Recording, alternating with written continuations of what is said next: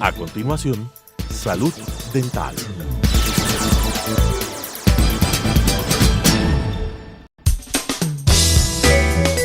Clasificación B, bajo supervisión de un adulto.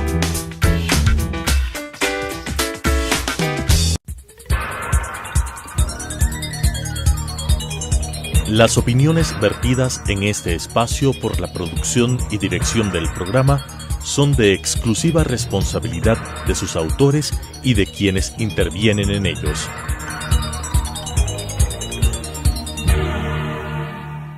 Telesucesos Canal 29 presenta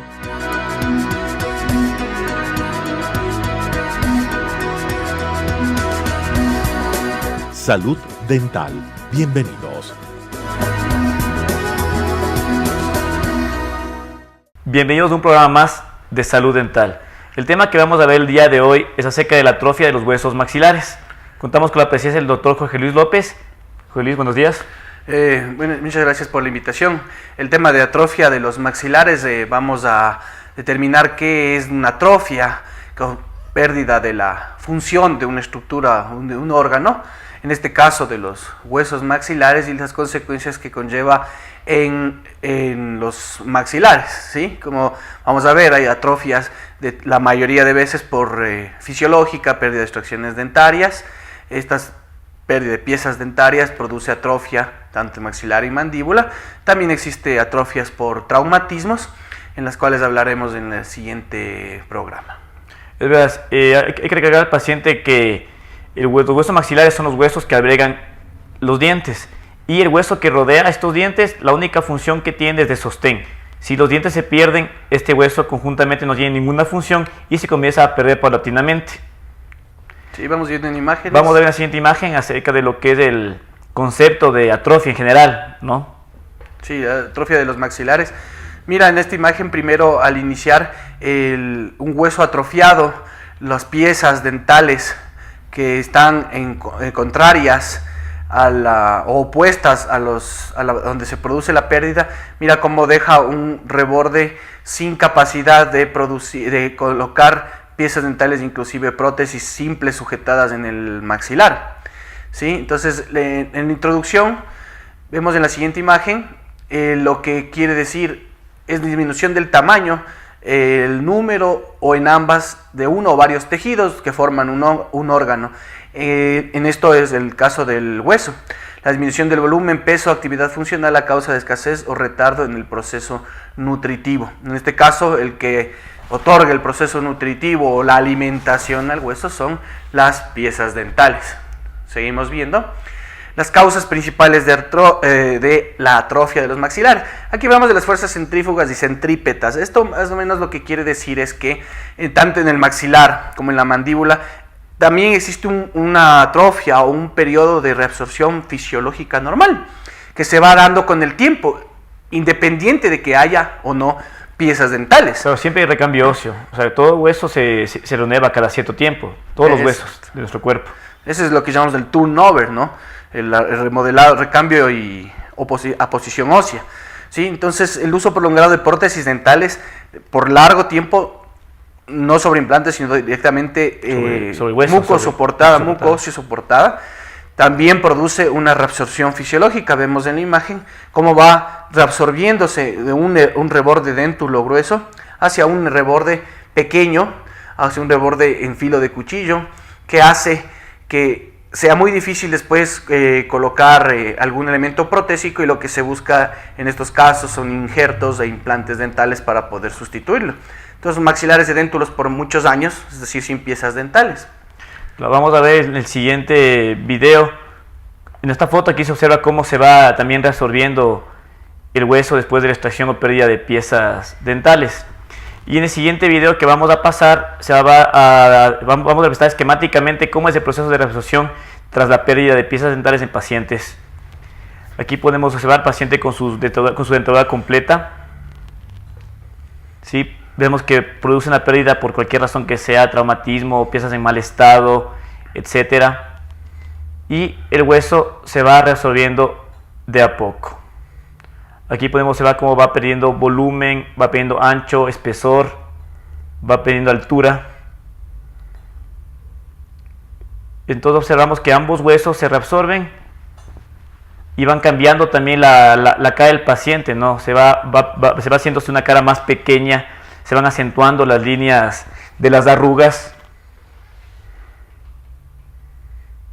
Aquí observamos en esta siguiente foto cómo se va, imagen cómo se va reabsorbiendo el hueso maxilar, el hueso de arriba. Y da la sensación de que la mandíbula se desplaza hacia adelante por la reabsorción del maxilar. Aquí observamos cómo van apareciendo arrugas en el cuello también, se acentúan más las arrugas en el cuello, en la cara, los surcos nasogenianos se acentúan más en estos pacientes y le dan el aspecto más avejentado, así sea un paciente joven que perdió las piezas a temprana edad. Entonces vemos la facies típica acá del paciente edéntulo, ¿sí? Aquí vemos en una señora cómo las facies, la cara cambia. Aquí se observa también la atrofia del hueso maxilar y de la mandíbula y queda un aspecto avejentado.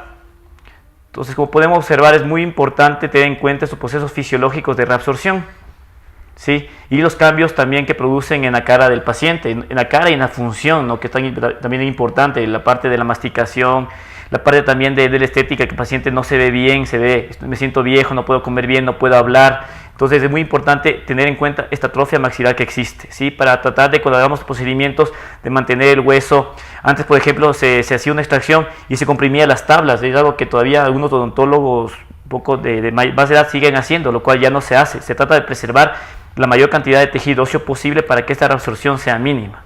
Sí, y lo que veíamos del video de la reabsorción fisiológica normal, ahí es lo que hablábamos de fuerzas centrípetas en el maxilar y centrífuga en la mandíbula.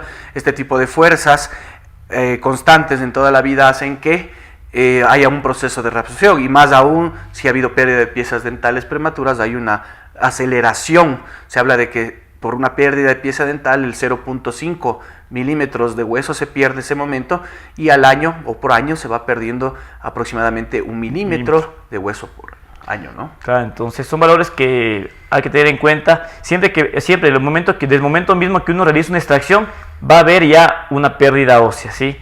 Y esta se va continuando alrededor de los años. Vamos a ver en las siguientes imágenes también acerca de qué pasa con las piezas vecinas una vez que se pierden las piezas contiguas de las piezas de abajo. Aquí observamos algo que pasa muy común en la pérdida de piezas inferiores, ¿no? Las piezas superiores comienzan a extruirse, comienzan a salirse de su posición para buscar contacto, ¿sí? Asimismo, las piezas que están al lado del espacio perdido comienzan también a desplazarse para tratar un poco de ocupar ese espacio perdido, ¿sí? Entonces podemos observar que también hay cambios no solo en la pieza que se pierde, sino en las piezas de alrededor, ¿sí? Vamos a ver en el siguiente video, también se va a entender un poquito más acerca de cómo es este proceso de extrusión y desplazamiento de las piezas vecinas o antagonistas. Es algo bastante común que sucede y muchas veces nos entorpece mucho la parte de rehabilitación. Aquí observamos cómo se pierden el segundo premolar y los 2 molares. Hay el proceso de reabsorción ósea tras la extracción y las piezas contiguas comienzan a extruirse. Sigue la reabsorción tanto en volumen como en altura, y las piezas comienzan a salirse de su alvéolo, a extruirse, a buscar contacto, y las piezas de lado también comienzan a desplazarse tratando de ocupar el espacio. Todo algo muy común que sucede tras la extracción dentaria. Y muchas veces esas piezas no son rehabilitables, nos toca extraer porque realmente no nos dejan rehabilitar la parte inferior. Ya se salieron tanto que ya son totalmente inútiles para restablecerlas en oclusión. Claro, incluso a veces por preservar las piezas que han salido, hay tratamientos de endodoncia, es decir, sacar el nervio, quitar y hacer coronas pequeñas, tallar coronas pequeñas. Entonces ya hacemos un proceso de modificación de las piezas antagonistas, ¿no? Claro. Para poder hacer, incluso así se coloque implantes y se coloque prótesis para crear espacio protésico. Es necesario hacer, y los tratamientos y el costo aumenta. Mucho más, ¿no? Y muchos pacientes que no entienden eso, ¿no? Yo se les explica, mire, tanto tiempo usted pasó sin diente que su diente de arriba bajó y no tengo yo espacio para colocarle una corona en la parte de abajo, entonces necesito yo tallarle su pieza de arriba, hacer una corona en su pieza de arriba para lograr recuperar espacio funcional. si no, de otra forma yo no podía rehabilitarle. Entonces los tratamientos ya se complican, se alargan y salen también más costosos. Entonces siempre al paciente se le recomienda que una vez que pierde una pieza dental, esa pieza sea pensada en ser rehabilitada. Puede ser a través de un puente convencional, puede ser a través de implante, pero siempre hay que tener en cuenta que esa pieza perdida tiene que ser repuesta. Si no, producirá una atrofia maxilar. Y vamos a ver también en imágenes que podemos hacer, por ejemplo, casos de reabsorción extrema. Lo que actualmente se utiliza implantes cigomáticos, es decir, implantes largos que van hasta el malar, ¿no es cierto?, superior, en la parte superior e inferior, cigomáticos o inclinados entre los mentonianos, entre los nervios mentonianos. Esto también requiere primero una excelente planificación, los costos son muy elevados, es una alternativa a reabsorción, a atrofias maxilares o mandibulares de muchos años, muy grandes, ¿no? Implantes en atrofias, primero valorar siempre con tomografía. Aquí lo que más se hace para recuperar las atrofias maxilares están los injertos óseos, ¿sí?, que se utilizan con membranas para evitar que el tejido invada el hueso y pueda regenerarse. Injertos óseos que provienen de animales o de un propio humano o autólogos, en fin. Y también aquí vale destacar, y que vamos a mencionar más adelante, que es un tipo de tratamiento también para atrofias maxilares, sobre todo por traumatismos, que es la distracción osteogénica. ¿Sí? Atrofia maxilar única de pieza dental, mira cómo colapsa el hueso. Vestibular, el hueso que está por delante, y colapsó por la extracción. Capaz fue una extracción muy traumática, hubo pérdida de hueso, salió el diente junto con hueso también. Exacto, entonces toca colocar implante y hueso quizás, ¿no? Claro. Pero esta imagen es clara para demostrar cómo se atrofia la zona del hueso y cada vez se va perdiendo el espacio. Vemos también ligeramente en esta fotografía cómo los dientes de al lado un poco se han también movido, ¿no? Se han desplazado, y muchas veces se desplazan tanto para cerrar ese espacio que nos impiden también restaurar con un diente. Se mueven tanto los dientes de al lado que ya no tenemos espacio para colocar para reponer el diente perdido. Miren, el espacio atrófico se coloca implantes dentales, pero toda esa zona donde está el injerto de hueso era fenestrada, es decir, estaba descubierto el implante porque era muy atrófico, y eso ya se planificó en la cirugía, se planificó antes para colocar este hueso y poder recuperar esa atrofia de tiempo perdido al colocar implantes dentales. Claro, es muy importante saber las alternativas que tenemos a las atrofias. Obviamente el tratamiento ya se alarga, es un poco más complicado, para el paciente más costoso también, pero sí tenemos una alternativa para tratar este tipo de atrofias maxilares y mandibulares. Sí, vamos a ver en un caso, tenemos, bueno, mira cómo se ve en una teleradiografía, un maxilar totalmente atrófico, ¿no? Claro, aquí se ve cómo está edéntulo y atrófico el maxilar y la mandíbula. Sí, seguimos viendo, mira, se hace pruebas de dentadura y aparte se va colocando barras que sujetadas a implantes para poderle dar un sostén y que sea soportada una prótesis en este tipo de barras que son colocadas, y a veces se coloca implantes muy pequeños, ya que muchas veces no hay cómo ni colocar injertos en esta zona. Claro. Entonces le va dando un soporte con estas estructuras para mejorar. Esto es para que vean los televidentes que incluso en atrofias muy grandes se puede lograr o se puede llegar a resultados satisfactorios, que nada de esto cada vez evoluciona, casi nada es imposible en la odontología y en la implantología moderna, ¿sí? Mira cómo queda una prótesis terminada anclada a estas barras, ¿sí? Y como la paciente por lo menos puede tener, e incluso puede ser su misma prótesis dental, claro, anterior, que ya se movía o bailaba en los maxilares, sujetada a dos implantes sobre dentaduras o fija o removible, ¿no? sobre implantes. Sobre implantes, ¿no? Que también da una garantía.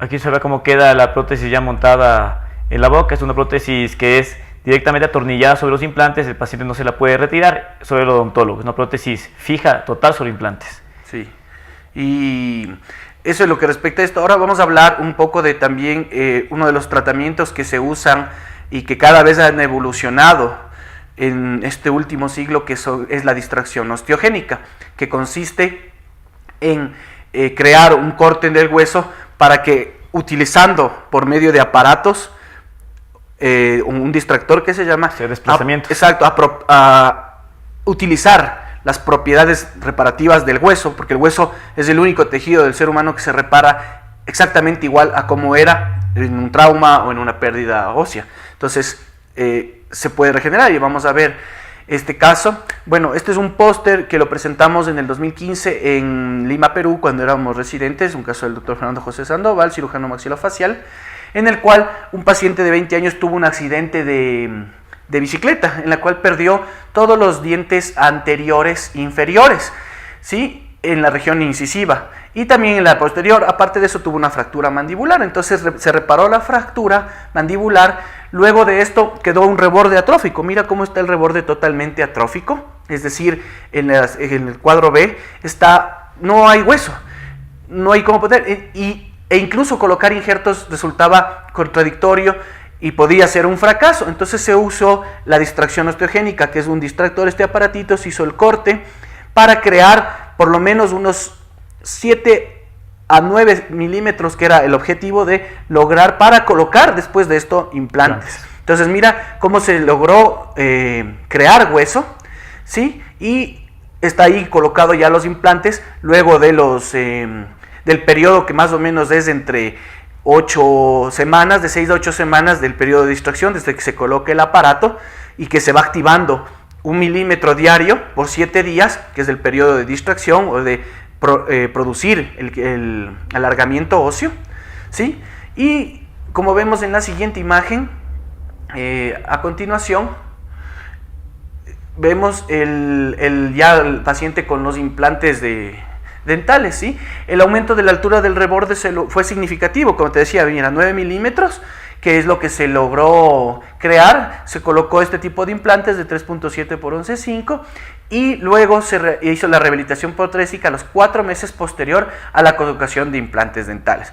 ¿Sí? Un control radiográfico y mira el paciente que tenía 20 años, que sufrió un traumatismo y por ende se dio una atrofia mandibular, una atrofia del reborde alveolar mandibular, se logró rehabilitar. En conclusión, llegamos que esta técnica de distracción osteogénica para reconstruir estos rebordes alveolares atróficos fue un método eficaz e incluso también genera crecimiento de los tejidos blandos, no solo del hueso, ¿sí?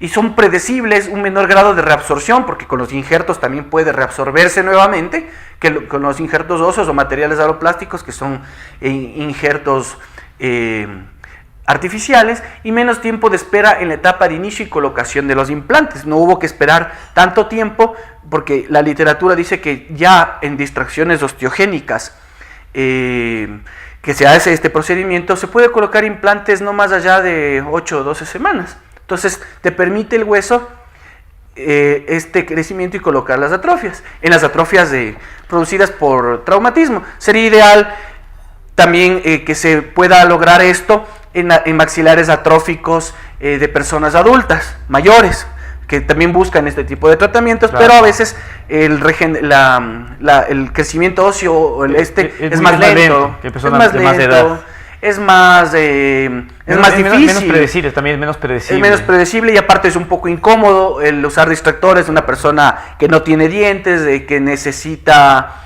que usa prótesis. Entonces hay que evaluar bien, pero este método de distracción osteogénica en maxilares atróficos por traumatismos o en pacientes jóvenes, evaluando bien los casos, da excelentes resultados. Como vimos, hay algunas soluciones para este tema de la atrofia maxilar. Sí, muchas veces incluyen injertos, tratamientos como la distracción osteogénica. Lo importante es que el paciente tenga en cuenta lo que hablamos de inicio, ¿no? Cada diente que se extrae o que se pierde va a producir una atrofia del hueso, ¿sí? Así que se tiene que ser lo más delicado posible al momento de la extracción y siempre pensar en rehabilitar ese diente perdido. Espero les haya gustado el programa de hoy. Cualquier duda, comentario que tengan, estaremos gustosos de comunicarles, de responderles. Espero que tengan una buena tarde. Las opiniones vertidas en este espacio por la producción y dirección del programa son de exclusiva responsabilidad de sus autores y de quienes intervienen en ellos.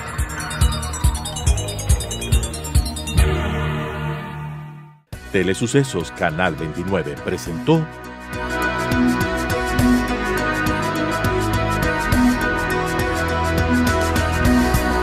Salud Dental. Hasta la próxima.